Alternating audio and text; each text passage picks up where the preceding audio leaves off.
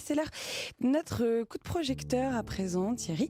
Oui, Et aujourd'hui, bonjour, on parle d'Alfred de Musset. oui, d'une de ses pièces les plus célèbres, Les Caprices de Marianne. C'est présenté actuellement au 20e théâtre à Paris par la compagnie du Théâtre des Affranchis. Alors pour raconter ce chassé-croisé amoureux où l'amour côtoie la mort et qui se déroule en Italie dans une Naples imaginaire, eh bien le metteur en scène et comédien Stéphane Perran a volontairement accentué l'aspect dramatique de la pièce. C'est l'option choisie de ma mise en scène.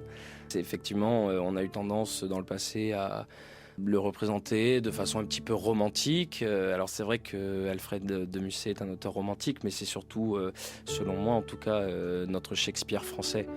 Je trouve que dans cette pièce, il y a vraiment quelque chose d'acide, un regard très acerbe sur la dégénérescence d'une société.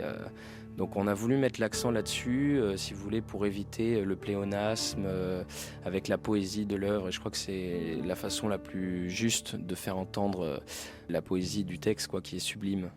Et à propos de texte, il y a aussi notre originalité à ce sujet.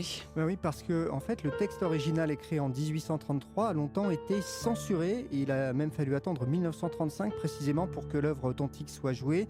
Les Caprices de Marianne, présentés donc au 20e théâtre, eh bien, est en fait un mélange des différentes versions jouées au fil du temps.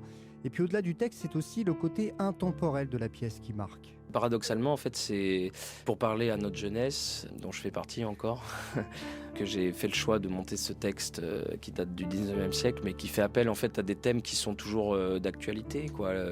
L'amour, la passion, la fidélité, l'amitié, le sacrifice, la violence conjugale, la religion, le fanatisme. C'est une pièce féministe, hein.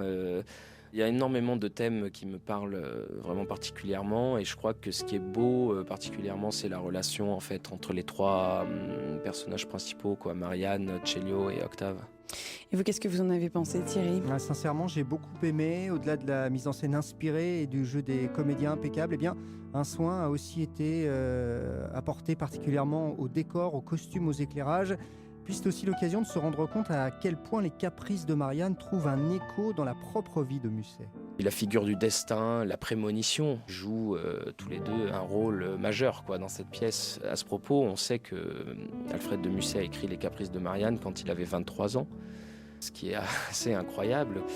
En plus, ça fait écho forcément au thème de la prémonition, qui a un rapport très important dans l'œuvre. Et d'ailleurs, on peut imaginer ce sentiment de prémonition qui a dû traverser Alfred de Musset, puisqu'il écrit à 23 ans donc cette pièce, et le personnage d'Octave, qui est précisément celui qu'il va devenir, puisqu'on sait que Alfred de Musset est mort alcoolique, dépravé, voilà, une sorte de Gainsbourg, quoi, du 19e siècle, et tout ça se rejoint, quoi, finalement.